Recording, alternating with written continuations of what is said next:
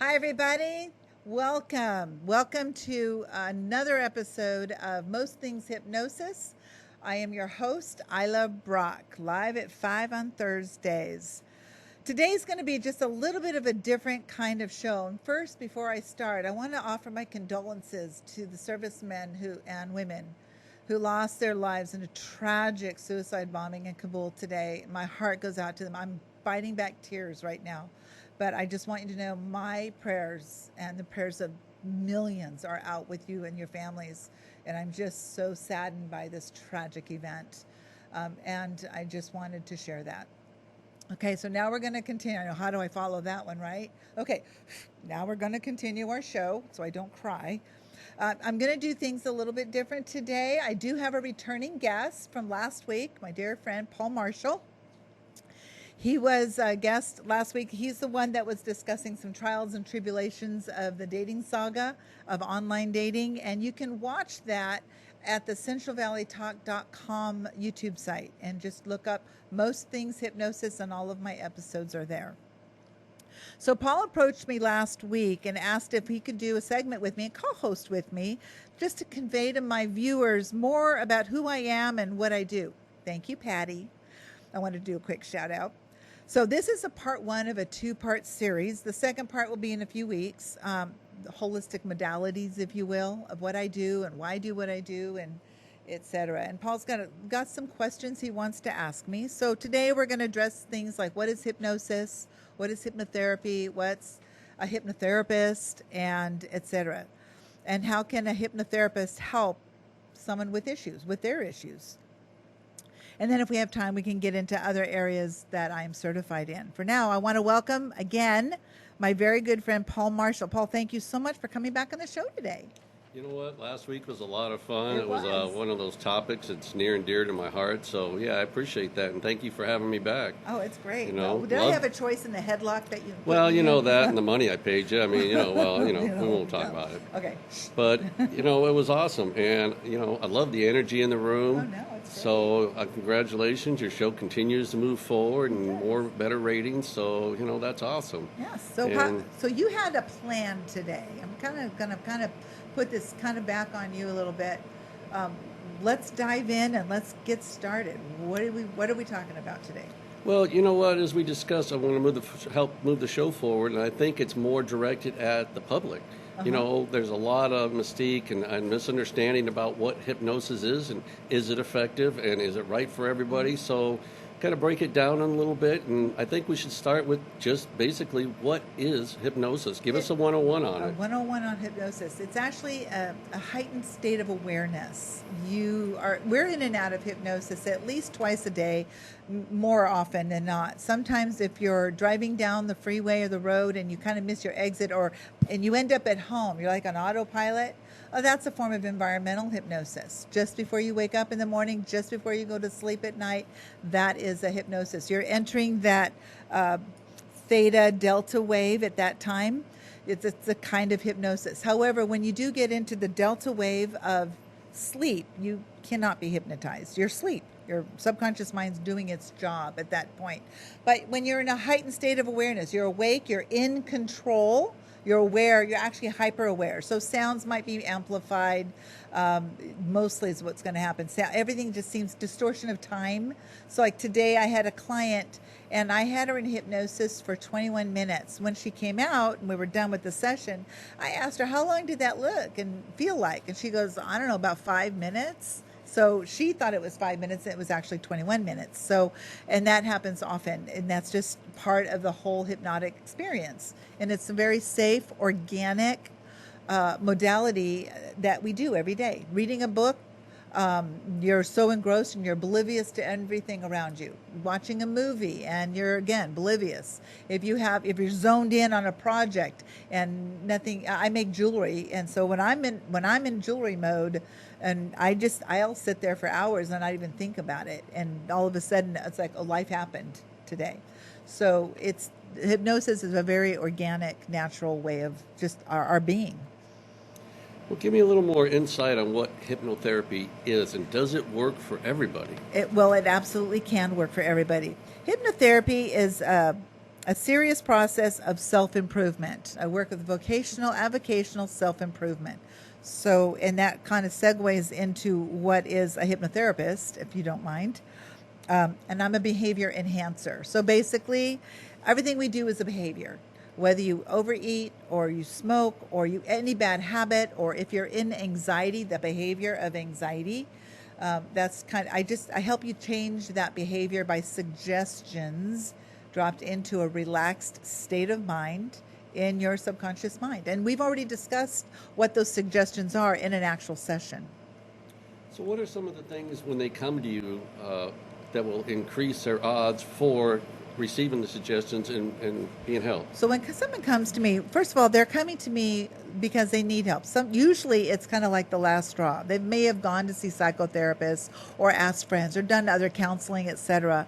And so by the time they get to me, it's almost like a last resort. The number one reason why somebody will come and see me, and we'll address this later, is smoking. And they've already tried the patch, they've tried the Chantix, they've tried cold turkey, etc., and they've just not been able to. So when they get to me, now they're ready. They're walking in my office in a state of trance already, just because they're desperate. They want to get rid of whatever this issue is, and I help them create a new issue.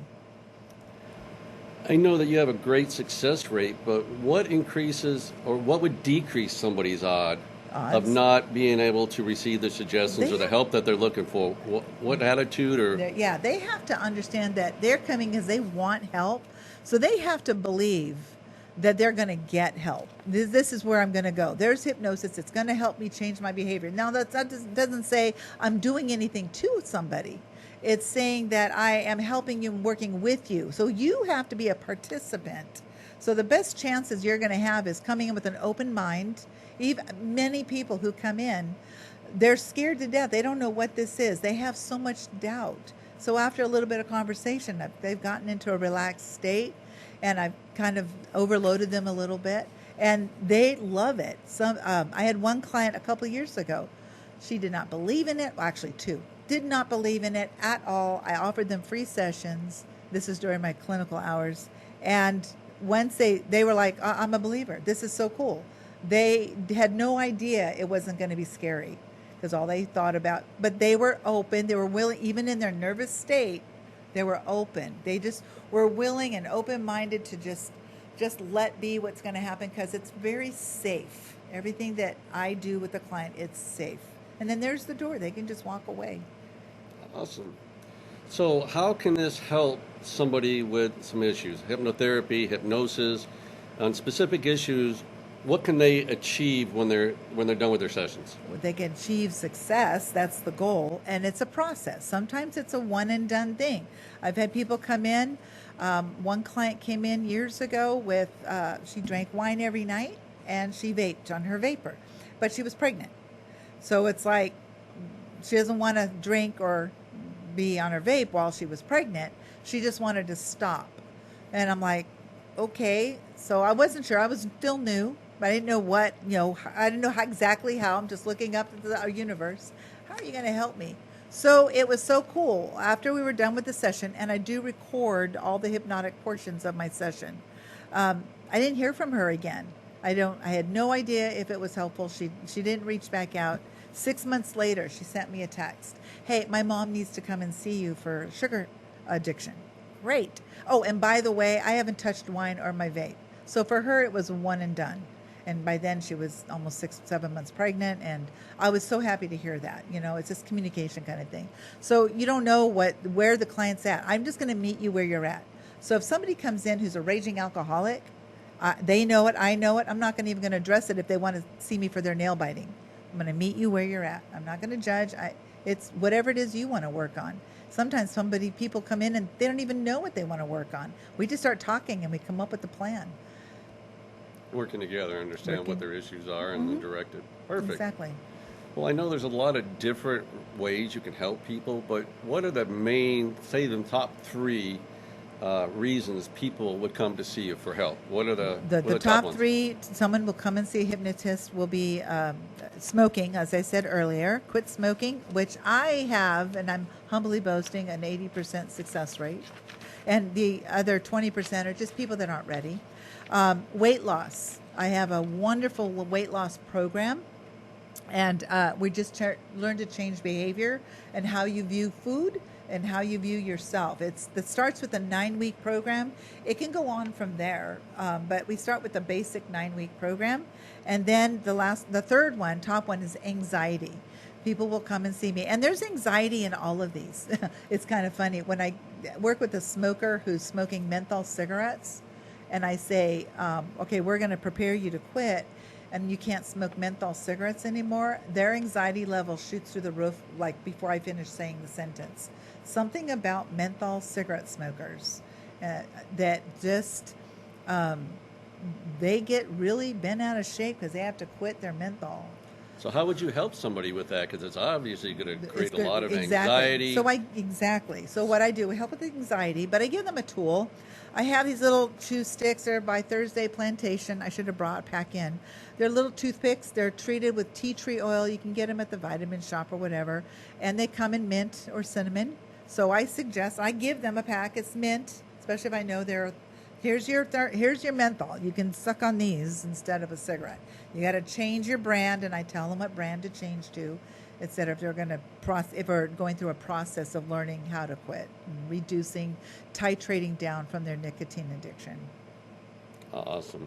Well, I was looking over this sheet, and 145 different ways hypnosis can be effective and help you. And it starts with abandonment and goes all the way down to writer's block and literally everything in between. Yeah. So it's great.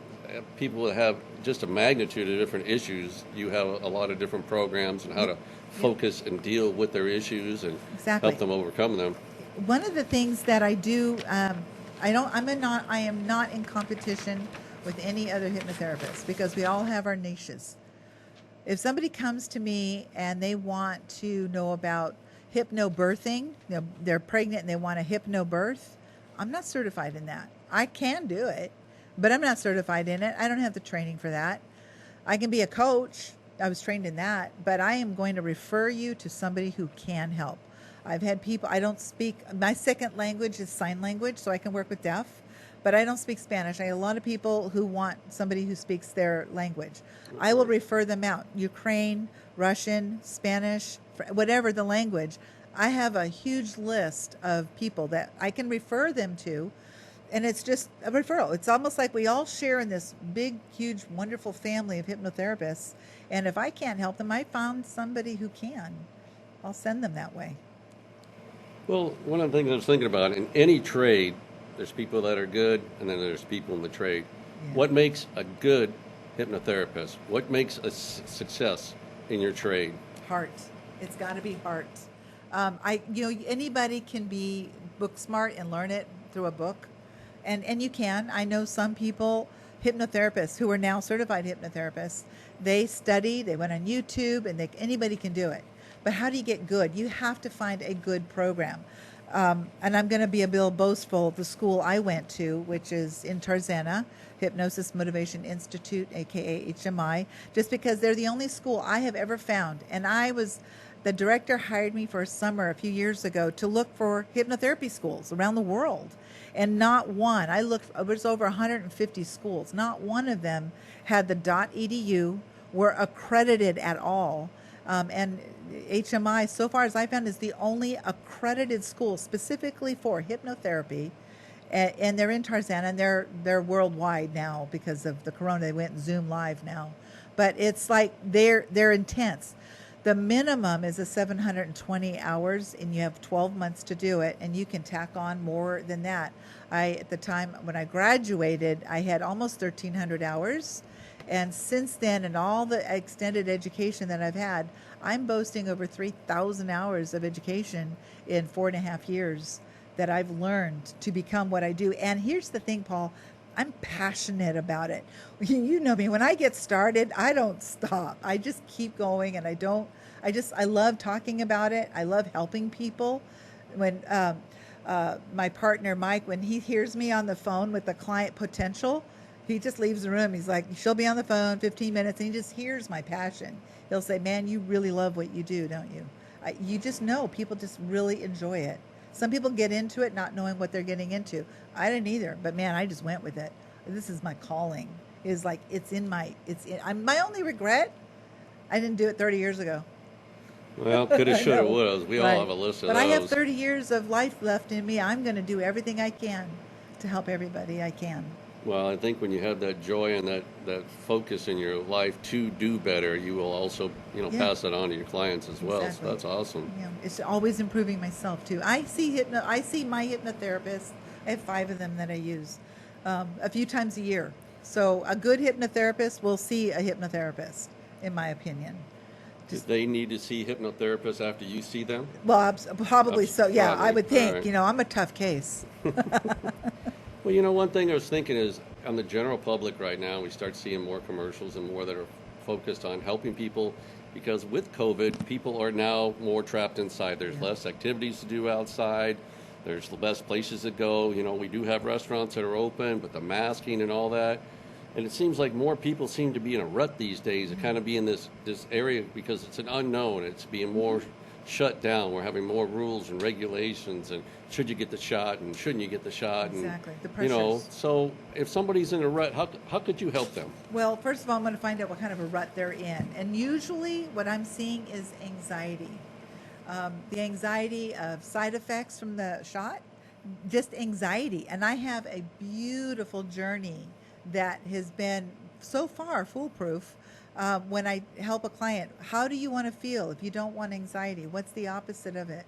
And they'll give me their positive words. Some will say calm, happy, joyful, tranquil, peaceful, whatever. Okay, fine. I'll use their words since they thought it, they said it, and when you say it, you hear it. Now I'm going to feed it back to them in hypnosis. Your subconscious mind's going to be like, oh, I've heard that before. Okay, we can take it into a known. All right, I accept that. Cool. And then it becomes every time. It's like after I get them up out of hypnosis and I take in a deep breath, how do you feel? I feel great or relaxed, or they were looking for happy. Wow. And I record it so now they can listen to that same one over and over again for daily reinforcement. So glad we have that technology. It's great. It's an opportunity to just help them. And so far, I have probably in anxiety several hundred clients, and none of them have said it didn't work. Not one has ever come back and said, nope, it didn't work. Well, that's awesome. I love that. Maybe they were at a 10 or a 9 when they came in on a scale, and maybe they didn't get down to the 1, but they're not at a 9 or a 10 anymore. And then I have other modalities that can help them also reduce their anxiety. Where is it caused? So maybe we have to go to cause. Then we can check that out and look for that avenue on where the cause is, that they're what's causing their anxiety.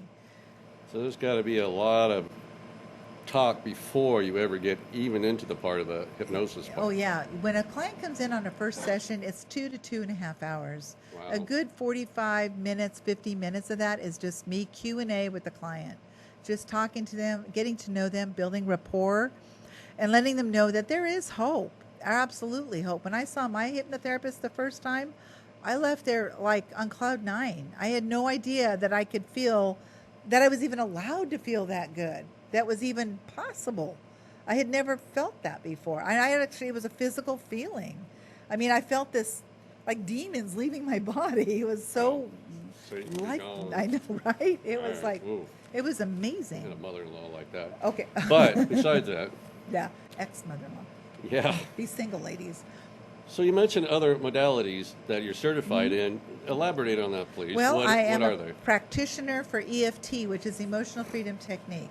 And it's working with the electrical meridians because we have electricity that runs through our body. And sometimes in these meridians, they get clogged. Did you know emotions can live in your body? They can get stuck.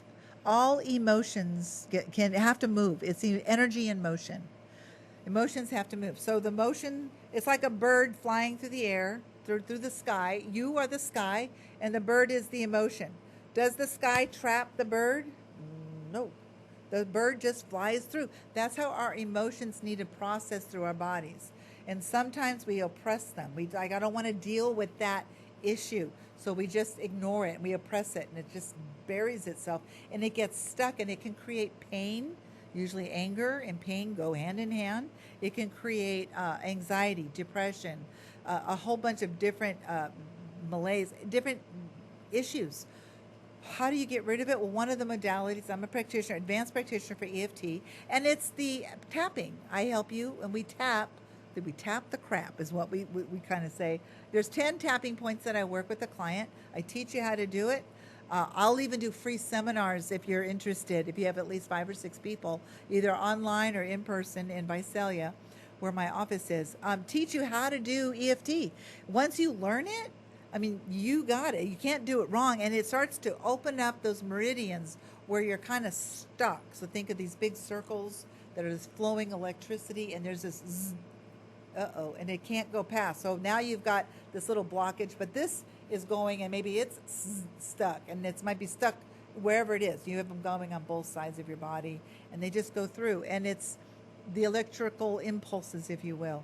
And it's been around for 5,000 or 6,000 years, and it was developed the way I learn it now by an amazing trainer. His name is Gary Craig. You can look him up and learn more about EFT that way too. EFT should be taught in school, and I know some schools, at least in other countries, have been working on teaching children tapping. Just they need to learn how to do it correctly. Just what it is you're doing and why you're doing it. Because we talk during the tapping. We talk. We get a scale of 0 to 10. If your issue is, really severe, we're on anxiety. Whenever I think about my ex, you're at a 10. All right, let's see if we can process you by tapping down to a 9. We tap some more down to an 8. We just go through the process until we get you down to a 1 or 2 or even a 0. And it can happen in 20 minutes or an hour. The lady who trained me, amazing woman, she'd been born with club feet. She had fibromyalgia. She'd been in pain her whole life. So in her late mid-40s, she learned about this. She spent 2 hours tapping on herself, and she, for the first time in her life that she could remember, she was painless. She's like, I got to know more about this. Vietnam vets who have horrible PTSD, you bring them in, you teach them the EFT, I kid you not, 30 minutes, they're going to be smiling. It's an amazing modality, just clearing the crap, just making sure that your meridians and your electrical impulses are flowing freely. And anytime you feel stuck, you just tap. I tapped in the middle of the night. I can't sleep and I'm in anxiety. I've got, an appointment or a meeting I might be nervous about. I'll just lay there and just, okay, I don't like this anxiety. This doesn't feel good. Now let's just start tapping on all the points. About 10 or 15 minutes and I fall asleep. It's just pretty amazing. So what's the significance of the tapping? What does the tapping represent? Tapping Does that trigger your mind? Well, it's pressure points. Or acupressure, since I'm not qualified to do acupuncture, you can actually go to an acupuncturist and have a similar experience. This is quicker. Acupuncturists, I highly recommend them too. But this is tapping points. I don't know what they all relate to some part of your body. Like this, around the cheek here, this pressure point has to do with your stomach. And I actually have a sheet that I can give to clients to show them where all the tapping points and what body parts. To me, it's not critical to know that. I just tap on all of them, so I get everything kind of thing. And I'm, each tapping point, but they're pressure points and they're specific. So I usually use 3 fingers and I tap right here on the eye, right here. I tap right at the eye pupil, right below it. If I go 3 fingers, then I know I'm right on the pressure point, right under the nose, on the chin, right here on that little notch on the bone area. You want to tap usually 5 to 7 times. I also tap just below the arm. I know this looks weird. You're going to tap here, up underneath the breast, straight down up underneath, on your wrist. You're going to tap, or you can tap, it doesn't, and then on your head. I know it looks funny, but I promise you it actually works. You feel great. Feel like a dog and good boy. Yeah, good boy. Right. Yeah, there you go. But we do dialogue when you're tapping. There's a dialogue that you work on. You start with the negative so that you can acknowledge there's emotions. There's negative emotions living here in my body. I need to acknowledge them so they can process. They have never been processed. People go decades. I had a situation myself. I couldn't sleep for 45 years. A couple hours here, a couple hours there. I didn't know. I thought it was genetic. And I was talking to my hypnotherapist, and let me see if we can work on hypnosis with better sleep. So while I was in hypnosis, and he made a recording. I've only listened to it the one time, and I remember thinking while I was under, why I couldn't sleep anymore, and I just became very angry because of a situation that happened when I was a child, and now 45 years later, I'm like, oh my gosh, I wish I had known then. So I spent 4 days just processing this emotion, this anger I had, so much old anger I didn't even know existed. Then I went back to see him again, and we released it with another technique called the release. You can release the emotion. I no longer, it doesn't serve me. I'm not going to keep it. And 20 minutes later, and I sleep great now, unless, I have something bothering me. Usually it's my business, because, I am self-employed, and so there's always some struggle with, getting started, etc. But typically I sleep fine. It's so good because I can sleep 3 or 4 hours now and not wake up. Part of that's age, I think, too. The melatonin starts to leave our brain as we get older. But yeah, tapping is, and releasing the emotion. So if you have emotion, process it. I don't want to feel sad. I know, neither do I. So just let it be. Just live in it for the few minutes that it needs to process. You have grief and you're sad. That's like the worst emotion, in my opinion, sadness. Oh, I don't like it. So I'd rather be angry. But it's sadness. So I'm like, I feel sad. I don't like feeling sad. Just process it. Just, I had lost a friend a couple of years ago. You were with me, and I was very sad. But I processed that. You have to go through the grief process, but I'm going to process this as quickly as I can. I got to go through. I got to keep going, because you can live in that sadness or that grief for a really long time. I know people decades later, they're still in grief. They just can't seem to get over it. Let it go. Let the tears flow. Just let your body process it and let it go. You can start to feel better. And I feel great. Awesome. Well, you mentioned recordings. Mm-hmm. Now, is there something you said you give to most of your clients, all of your clients? All of my clients get a hypnotic.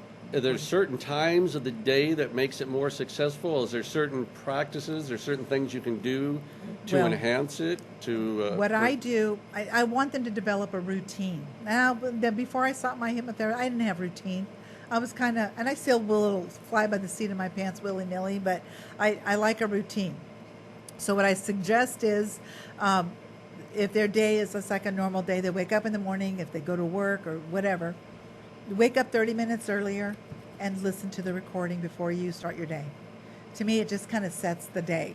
And the reason I don't suggest it before you go to sleep is because in that recording, I have 0, 1, 2, 3, 4, 5, eyes open, wide awake at the very end of the recording. 1, 2, 3, 4, 5, eyes open, wide awake.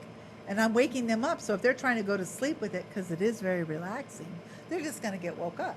Now, I can do a sleep recording. And if you do contact me, I will email you a free sleep recording I made. I'm happy to do that. Just that one does not wake you up. Put the headphones so that you don't have any ambient outside noises. You want to use headphones. And you want to just be in a very, not supine. You don't want to be laying down, because it's associated with sleep. So what your goal is to just be reclined, maybe if you have a recliner, or just lay on the couch, or just prop yourself up if you are in bed. I don't recommend being in bed, but if you can just prop yourself up enough, like a 45-degree angle, and just a very safe, comfortable place. Put your headphones on, listen to the recording, and just go with it as if you're in session again. You're just going to be put right back into that hypnotic state again. You'll get used to my voice. And even those of you that are my clients watching this, probably getting into hypnosis now, aren't you? Kind of thing. So anyway, that mornings is my best suggestion. Some can't. They have to wait till 2 in the afternoon. Okay. You can listen to it 10 times a day. That's fine too. I'm a hypno junkie. There's nothing wrong with listening to it more often, and the more often sessions you have, the more recordings you have. I have dozens of recordings from my hypnotherapist, and I can listen to them anytime, as often, sometimes all one after another if I wanted to. There's no addiction, and if you're going to be addicted to anything, hypnosis is it, because it's organic. So I'm a junkie on hypnosis. No drugs required. No drugs required, exactly. My drug of choice, water, my anti-anxiety. So you know what? If I was coming into your office and say I had a smoking issue, walk me through, or what are the steps? What are you going to do? What's the what questions are you going to ask? Okay. The hypnosis part of it, and then what can I see that's going to be the results? How do I know what's working? Okay, so first thing I'm going to do is have a phone consult with you over the phone to see if you're even ready. I'm going to talk to you on the phone. So on the phone, we can do a little role play. Are you ready to quit? Well, everybody's going to say yes Yeah. because they called you. Yeah, well, But how do you know if they're really not? well, I'm going to say, are you really ready? Because I don't want you to waste your time or your money. How do you know if they're really ready? Well, they're going to tell me yes. I'm going to take them at their word. So then I'm going to start asking them questions. So, how long have you been smoking? Oh, about 45 years. Okay. And how many cigarettes a day do you smoke? Oh, pack and a half. That's cluing me in on something I'll get to in a minute. So you got 45 years, pack and a half. Have you been smoking a pack and a half a day for those 45 years? Well, pretty much, yeah. Maybe more sometimes. Okay, got an average. What brand do you smoke? And the brand they smoke also has clue to me. If they're smoking Marlboro Reds, which has a very high nicotine rate, they're taking in a lot of nicotine and they're now smoking for an addiction. There's 3 reasons why people smoke: addiction, habit, and coping. Some people will just get a cigarette just to cope with whatever's going on in their life. They're stressed. They're going to grab a cigarette. Okay, fine. Now I know why they're smoking. I'm going to ask them about their behavior. When do you smoke? First thing in the morning? Some yes, some no. Okay. Do you smoke with coffee? Yes. Okay. Do you smoke? Do you smoke outside? Yes. Where do you have a chair and table set up? Yes, I do. Okay. Well, now we're going to prepare you to quit. So maybe they're coming in to see me a week later. That will be my suggestion, especially if they're smoking 30 cigarettes a day. I'm going to have them taper off between now and then. And I'm going to start changing their behavior. And we're going to get into the behavior changing in just a minute. But I'm going to tell them, okay, get rid of the table and chair out front or out wherever you have your setup, your smoking perch, whatever. Get rid of it. Put it away. If you're going to smoke, you got to do it near the trash cans, someplace uncomfortable. Do you smoke with coffee? Oh, yeah, got to have my coffee. Well, fine. You can have your coffee and you can have your cigarette. You can never have them together again. Anything that you do with a cigarette, you can't do with the cigarette anymore. You got to do it separately because now you're going to change a behavior. You're going to let your subconscious mind know, because this goes into comfort zone and homeostasis. We have everything that's going to stay the same. This is what we do. We smoke. Nope, we can't. No, we're good. What are you doing? What? Well, okay, we're smoking. Okay, we're smoking. But now you're drinking your coffee and you don't have your cigarette with it. Subconscious mind's like, you're changing a behavior. Wait, what are you doing? You're having the coffee without the cigarette. Well, you're in control now. Subconscious mind's going to struggle with you, but that's okay. The struggle is your evidence that things are starting to work, because it wants to stay on baseline. Baseline is what we call homeostasis, the most powerful word in behavioral science, as I'm told. Homeostasis, a term coined back in the 1930s by Conrad. Is this William Conrad? I think was his name. He was a physiologist. I think Gandhi said it. No, that's not all right. Gandhi. No. Go ahead. That's the other lifetime. Okay. So anyway, but you have this where comfort zone. So think of your mind as this big circle, and 88% of it is your subconscious mind, and 12% is your conscious mind. Well, that 88% controls the show. When we breathe, our physiology, how we blink our eyes. If you work out and your body gets hot, what does it do, Paul? Your body gets hot, it will perspire and sweat. Do you tell it to? No, it just does it automatically. Subconscious mind automates everything.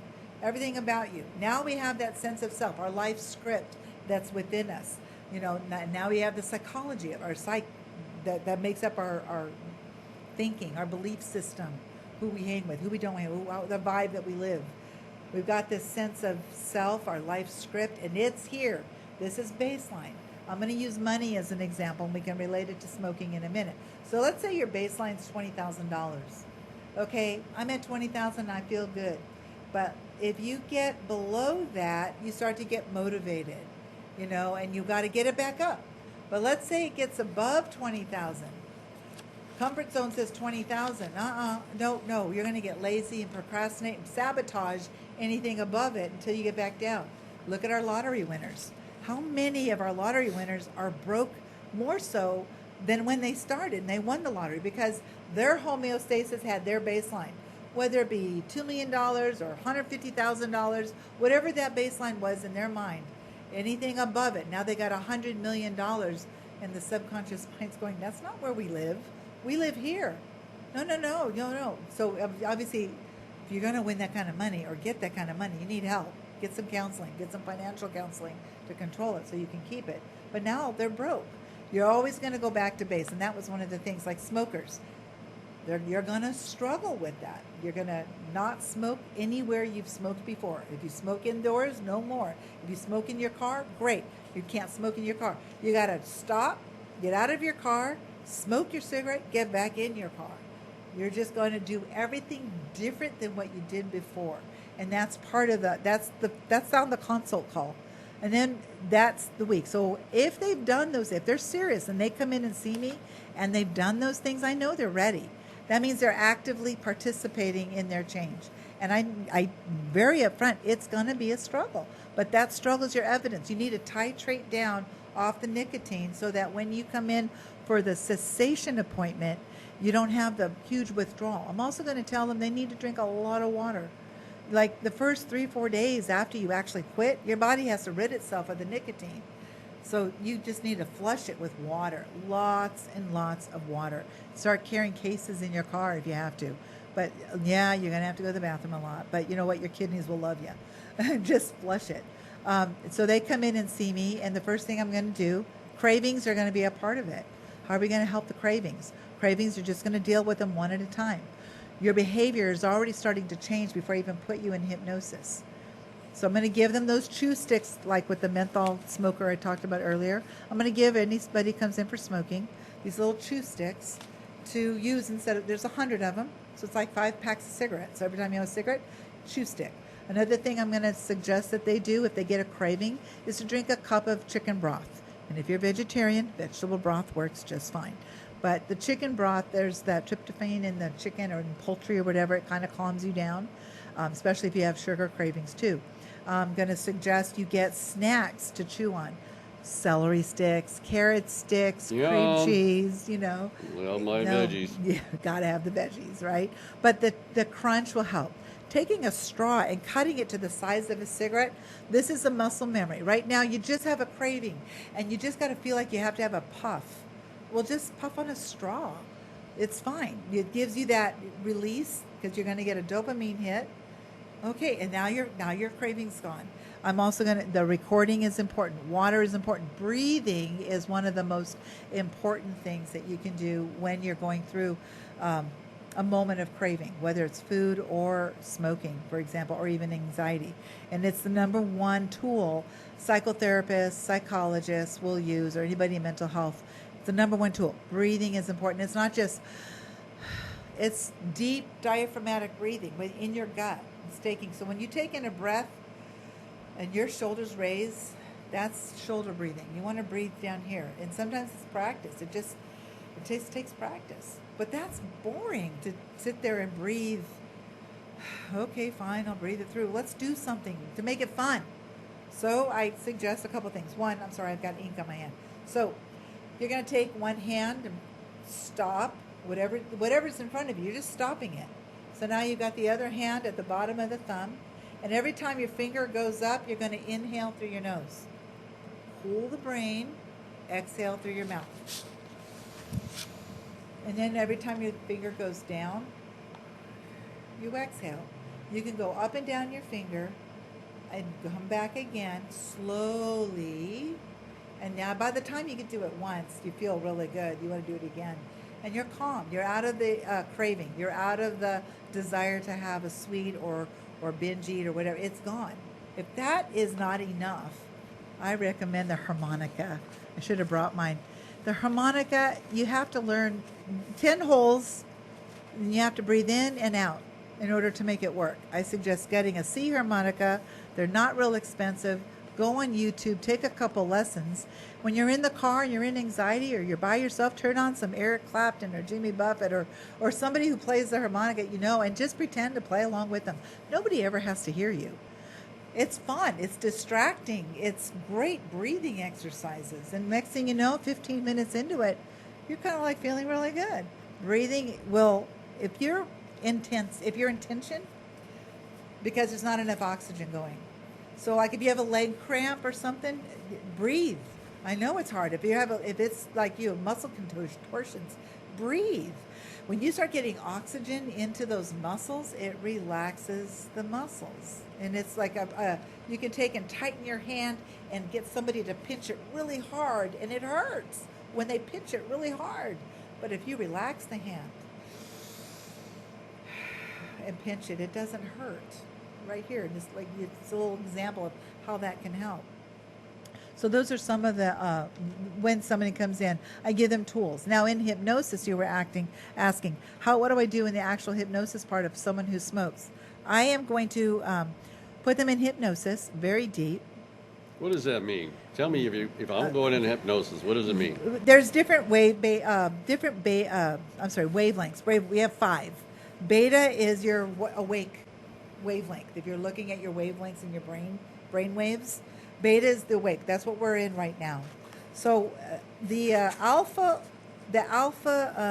wave is that relaxed state. That's where I'm going to take you. Theta is light sleep, and then the delta wave is your deep sleep, and then the gamma rays or the hypersensitivity. We don't get into that. Typically, I'm going to keep you above theta in alpha. Right in those how do I know you're there? Well, I'm going to know by a couple of things.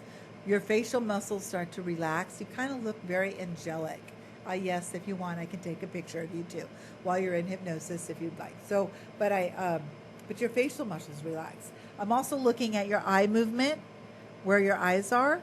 I'm also going to, sometimes I'll check and just pick up your arm and just see if you're tense, if I pick it up. I've asked permission to touch.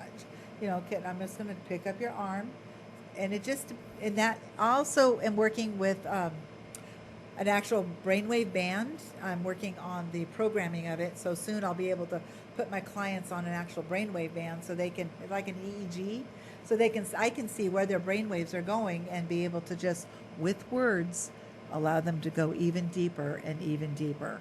So it's just a question of just getting them used to me, conditioning them, learning how their subconscious mind takes in information. There's a couple of different ways. They take it in inferentially or literally. It's asking a question like, do you know what time it is, Paul? Do you know what time it is? Daytime. That's not what I asked. Oh, so what time is it? I didn't ask you what time it was. I asked you, do you know what time it is? Yes. See, the question was a yes or no answer. Some people are just going to go look around. What time? No, I didn't ask what time it was. I asked, do you know? So there's 2 different ways people think. Well, there's actually 3, but the 2 most common, inferentially or literally. An inferential thinker doesn't like to be told what to do. That's me, right? So in hypnosis, my hypnotherapist is going to talk to me in a more metaphorical way, roundabout. It's got to be my idea. I have to go along with it. And eventually, after I see them enough, I will start to catch on that my subconscious mind starts to enjoy it, and then they can talk to me any way they want.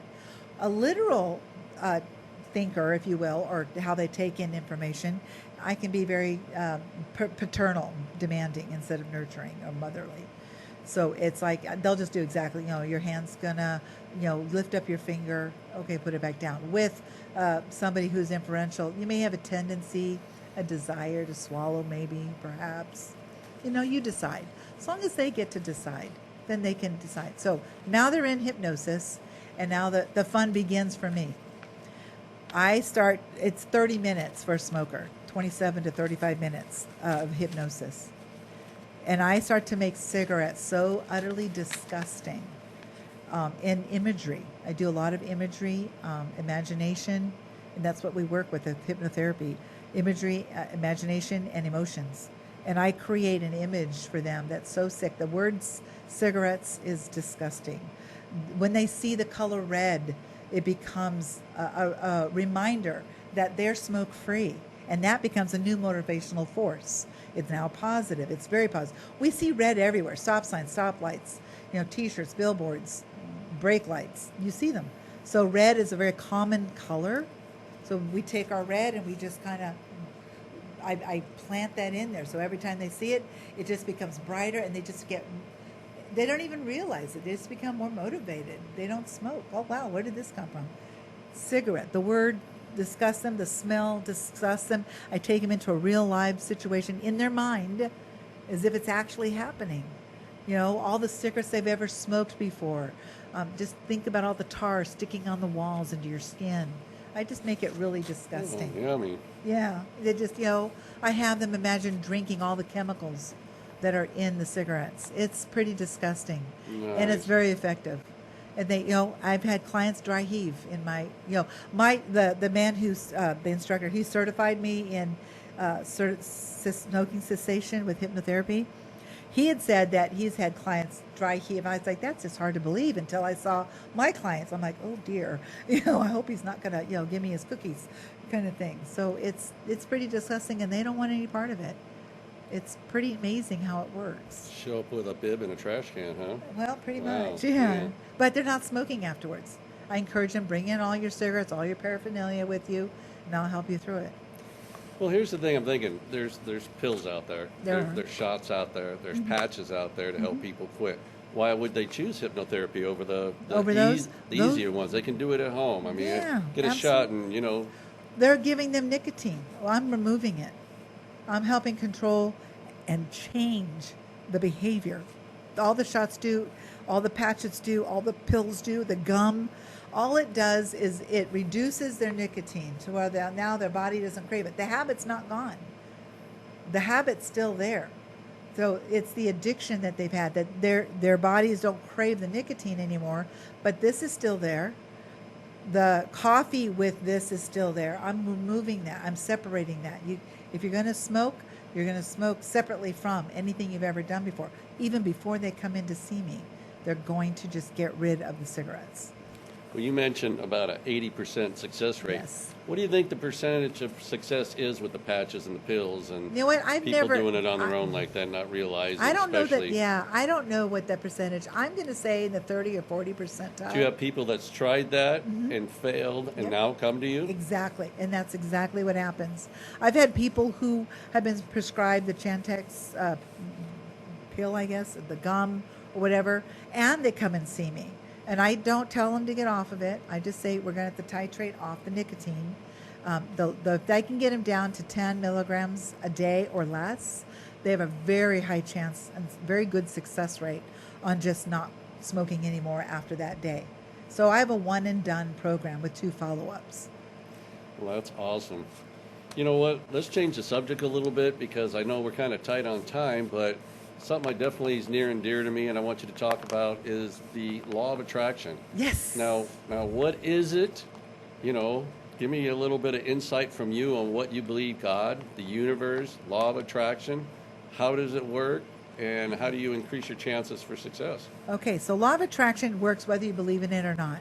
It's the law of the universe, just like the law of gravity. It's there whether you like it or not, whether you believe in it or not, it doesn't matter. It's there. So if basically the definition is what you think about, you manifest. So you've ever had that time somebody calls you and like, hey, I was just thinking about you. And it's funny you mentioned this right now because yesterday a friend of mine that used to live next door to me, she just texted me late last night, and it was like, I was just thinking about her yesterday and about her grandmother and her family and how they live next door. And then she texted me. That wasn't by accident. That wasn't just a coincidence. I don't believe in coincidence. That was the law of attraction. It was just, asking a friend, hey, do you know any single male or females that are, if I have a friend who might be single, I don't know that I'm asking. I'm just somebody I barely know. I might be asking that question to. And all of a sudden, because the relationship I have with somebody who might be looking for a partner, and I ask somebody else, well, do you know anybody that might relate to whatever? And now all of a sudden we've got this little attractive triangle going, and 2 people can meet that way. I don't know, whatever comes to mind. Law of attraction, negatively speaking, people who constantly worry about their bills. What do you get in the mail? Bills. What are you thinking about all the time? The bills. Been there. I'm always going to have bills. My rent's going to be due on the 1st every month. I can't change that. My car payment's due on the 26th. I can't change that. My electric bill's due on the 19th. I can't change that. Those bills, and etc., are all going to come in every month, whether I worry about it or not. So why put energy into it? I know they get paid, so why am I going to put energy into it? Why don't I put energy into the idea about I'm receiving, let's work on monetary, receiving cash and income. I see my bank account. I'm living in it as if it's happening right now in my head, not in the past, because something that's happened in the past, subconscious mind and law of attraction doesn't have to work then. It will work for you. There's a show, it's on Netflix right now called The Secret. It's a documentary. It's kind of like the 101 of the law of attraction. And there's now a second one. It's not magic. The words you think, it's how they affect you. So like the word deserve really affected me for years. And as I'm going through hypnotherapy training, deserve, what? Through law of attraction, I started believing that, I deserve happiness. I didn't realize that I deserved happiness. That made me cry. It's like, I deserve happiness and I just live in it. You know what? It's my appreciation. I am appreciative that my body now lives in a state of happy and positivity. I love it.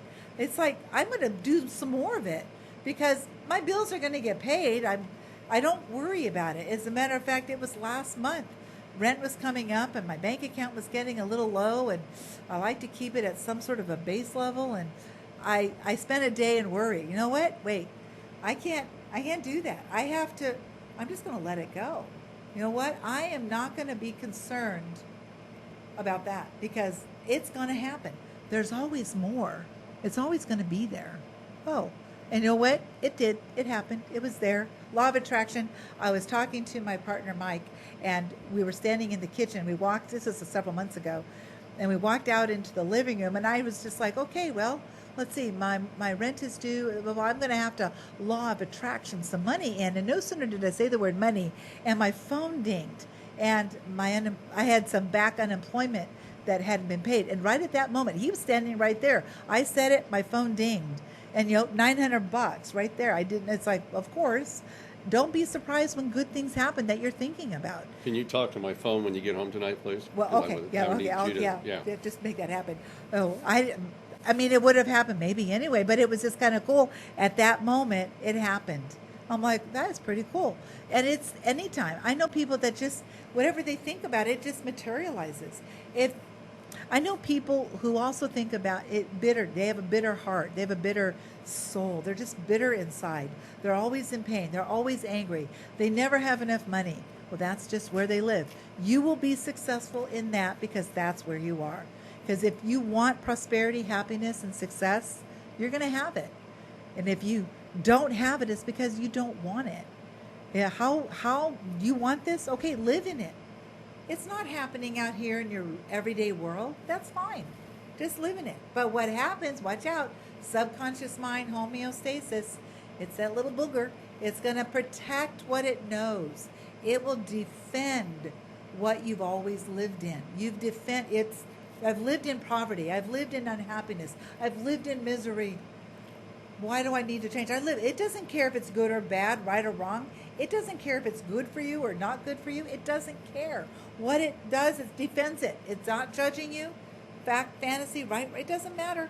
It's just going to protect what it knows. This is what we know. We know misery. We know broke. We know, unhappy. We know just living in that bad relationship. This is what we know. This is what I'm going to live in. This is it. And now you're making a conscious change, 12% change to affect this 88% pull. But if you live in it as if it's happening 3 times a day for 10 minutes, just focus on that.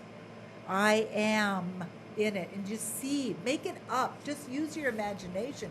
Even whether it comes true, it doesn't matter. You can reverse engineer anything. So you take your goal. I'm just going to put this on here. You can see my little, I don't know if you can see. There's a circle here and a circle here with a line in the middle. On the left side is today. This is your goal right here. So take your goal that you desire.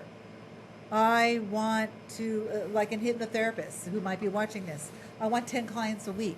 That's your goal. And what is now your goal? You're watching it in your mind. You see it.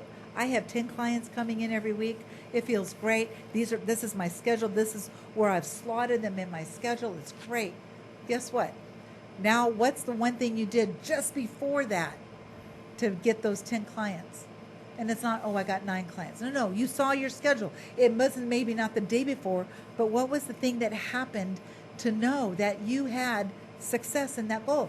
Okay, write that down. What was the thing that happened before that? You're going to reverse engineer your goals so that you get back to today. Now you have evidence that this is what you have evidence. So as these things happen, you put it out to the universe. Universe, I am living in this idea that I am making, $1,000 a week. It's you're living in it, you're attracting it, and it's going to happen. It's like a baby learning to walk. Babies crawl around. They watch all the people. They have legs. They don't identify the word leg because they haven't learned to talk yet, but they see pictures. All of a sudden, their brain sees them, their mind. They're walking in their mind, but they're crawling on the floor. All of a sudden now their body goes, wait, we have to match what's going on up here. The body is going to start matching, and babies start to walk. So if you're thinking it so much so, you can think negatively. I'm going to have cancer. People who are in misery. You just keep thinking that misery, your body's going to react to it, and you're going to be sick. Well, let's think of healthy. There's evidence, Paul. I've got only about another minute or so. There's evidence, scientific proof. There's a guy that had no hip.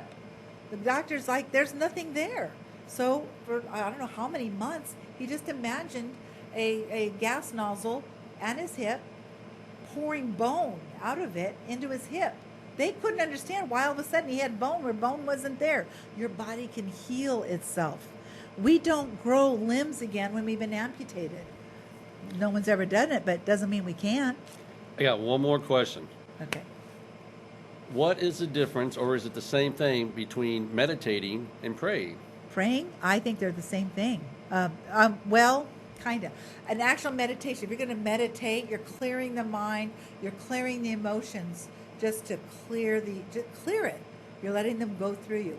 Praying, you're actually having a communication with your higher source or your higher self. You're going to, in praying, that communication. That, to me, also works with law of attraction. You're bringing that positivity in. And the more positivity you bring in, the more you're going to get back. And attraction starts to happen. It just starts to happen. I have a wonderful program that I teach for free. Again, Success is Not by Accident, the Mental Bank program. And I teach you all about this. I even draw pictures. How, just 5 minutes a day, prosperity, happiness, and success. You can have a great relationship. You can have money in the bank. You can double your income and your success. That homeless man on the street, he's successful right where he's at in his success. It's just that's where he's at. Will change your life script. If you've worked this well with your old life script, how well do you think you can work with a new life script? It's just one day at a time. Wow. You know what? Again, it's been a pleasure. Thank you so much for being here. Thank you. You know what? You've answered a lot of questions for myself and a lot of the audience. I have had a great time. I appreciate your time and your passion towards your trade, and the people that you help, I'm sure, are appreciative as well. I love it. Thank you, Paul. And you are welcome. Enjoy. I thank you all for being here again. And I want to thank you again for coming on my show. I'm going to have you back in a couple of weeks. It's always a treat to have you. And and I think he's coming back. I think we've scheduled it for October 14th as the 2-part series of this. We'll come up with some good stuff. We also didn't even touch on NLP yet. We didn't touch on MER, mental emotional release technique, or the release technique. So there's a lot of timeline therapy. There's a lot of things still to work on. I want to give you a quick shout out again to Patty B. Thank you for your motivating suggestive comments. I love it, and you're awesome. And I just want to also let you know next week, the Glenn Rotman, hypnotherapist, stage hypnotist. We're going to learn the difference between the two. Thank you all for being here. Have an amazing weekend ahead. And this is Ilah with Most Things Hypnosis. I'll see you next week. Take care now. Bye.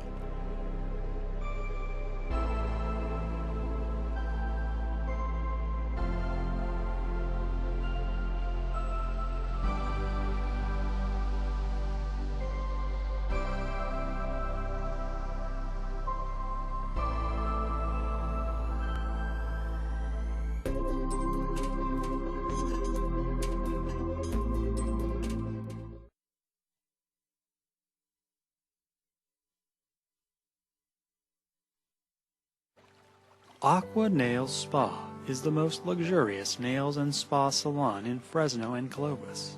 Our staff are friendly, courteous, and highly skilled. Come in and let us pamper you.